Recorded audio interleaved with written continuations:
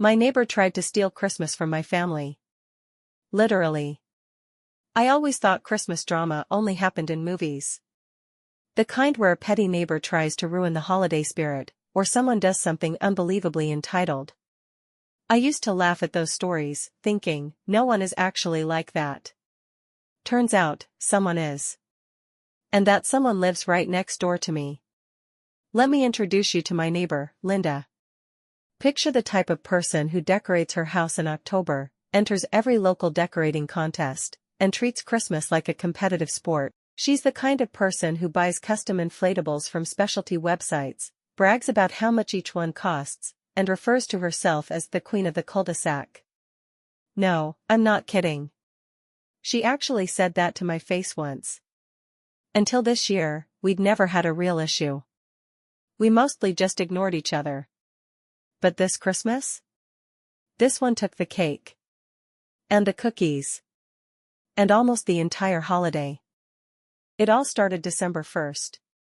I was dragging decorations out of the garage, setting up lights, inflatables, wreaths, the normal stuff.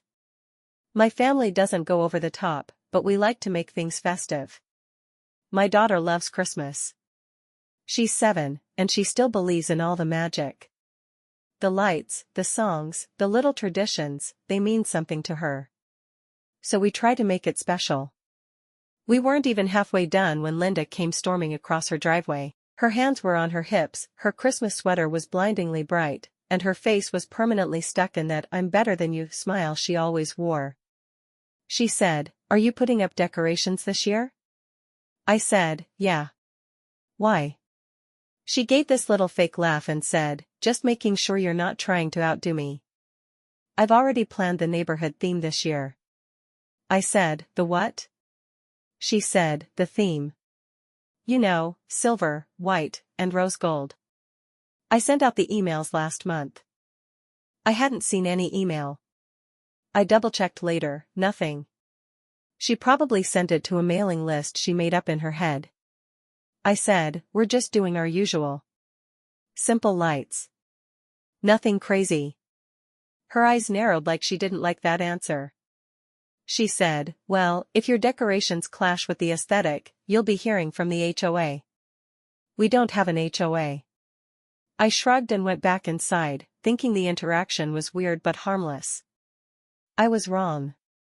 Fast forward a week. The lights are up, the tree is decorated, and the house looks great. My daughter helped place every ornament. It was the first year she was old enough to hang things without breaking them. My wife and I watched her proudly as she carefully placed her favorite ornaments on the lower branches. It was shaping up to be a perfect Christmas. Until the packages started going missing. First it was a box of Christmas cookie tins. Then a package of ornaments. Then a set of LED lights I bought to replace the ones that burned out. At first, I thought it was porch pirates. Holidays bring out thieves sometimes. But on the 4th missing package, I finally installed a doorbell camera. The next day, I got a notification. Someone was at the door. And there she was. Linda. Stealing a package right off my porch. She walked up casually, looked around like a cartoon villain, grabbed the box, and walked straight across the driveway to her garage. She didn't even bother hiding it. My jaw hit the floor. I watched the recording 3 times just to make sure my eyes weren't tricking me. My wife was furious. My daughter was confused. I was done being nice. I walked over that evening. Not to yell, not to cause a scene, I just wanted to talk like adults, even though she clearly wasn't one. I knocked. She opened the door with a smile, like she hadn't just stolen from me that morning. I said, "I have video of you taking packages from my porch." Her fake smile dropped instantly. She said, "Oh, those? I thought they were mine." I said, "They had my name on them." She said, "Well, sometimes delivery drivers make mistakes." I said, "4 times in a row?" She rolled her eyes and said, "Look, I needed those decorations. Your lights were throwing off the color balance of the neighborhood." I was trying to help. I just stared at her. I couldn't believe she said that with a straight face. I said, give me my stuff back. She crossed her arms. I already used it. I incorporated everything into my Christmas display. It's public property now. Public property. She said my things I paid for, were public property because she put them on her lawn. I said, if you don't return it, I'm calling the police. She smirked. Go ahead. They'll laugh at you. It's Christmas. So I left. Not because she was right, but because I knew how this woman operated. If I called the police, she'd spin a dramatic story about being a poor older woman threatened by the aggressive man next door. I didn't want the headache. But things didn't stop there. 2 days later, something even worse happened. We woke up on Saturday to get ready for our traditional decorate Christmas cookies day. It's something my daughter looks forward to every year.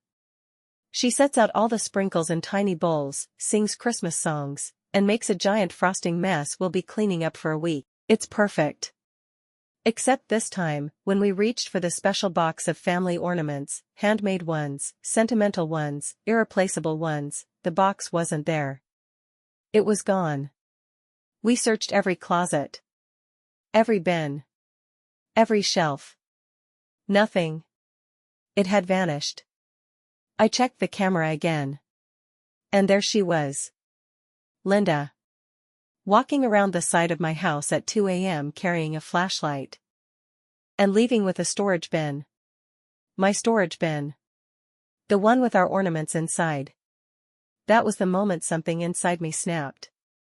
She wasn't just stealing decorations now. She wasn't just being entitled. She wasn't just being a nuisance. She stole my daughter's memories. She stole my family's traditions. She stole something that mattered.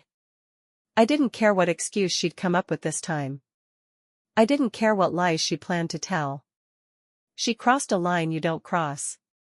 I grabbed my coat, marched across the driveway, and pounded on her door until she answered. She opened it in a robe, holding a mug of coffee like nothing was wrong. I didn't yell. I didn't threaten her.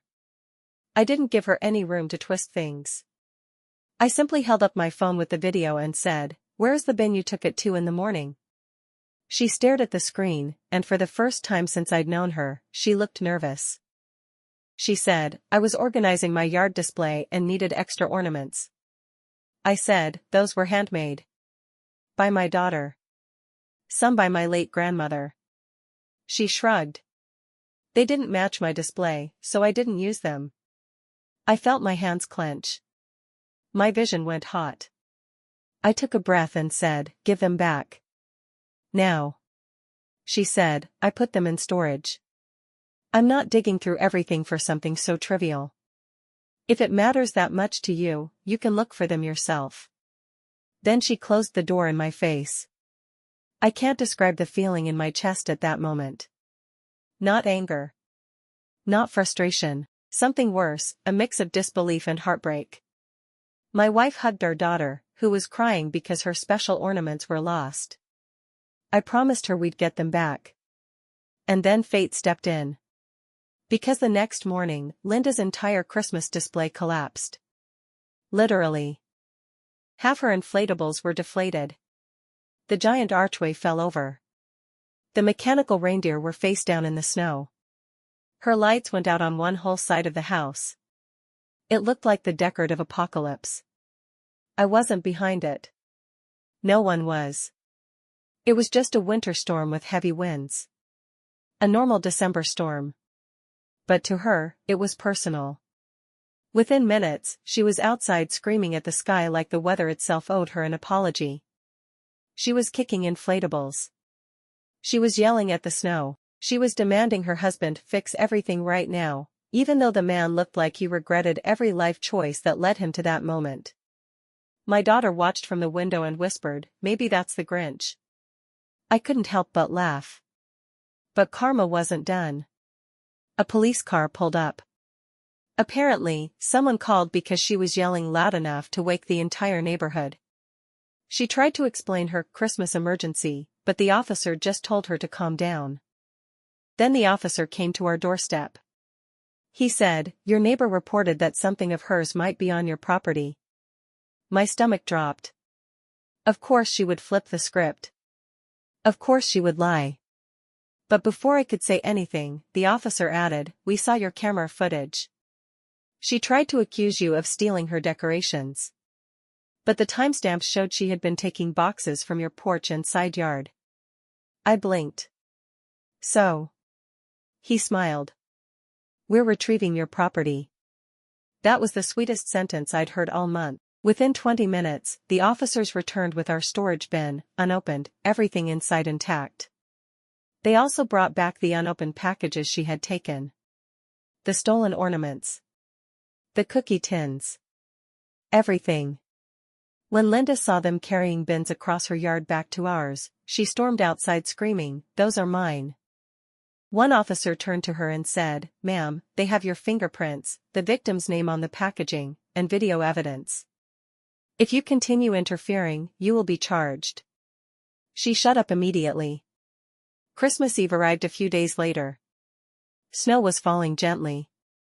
The lights on our house glowed warm and soft.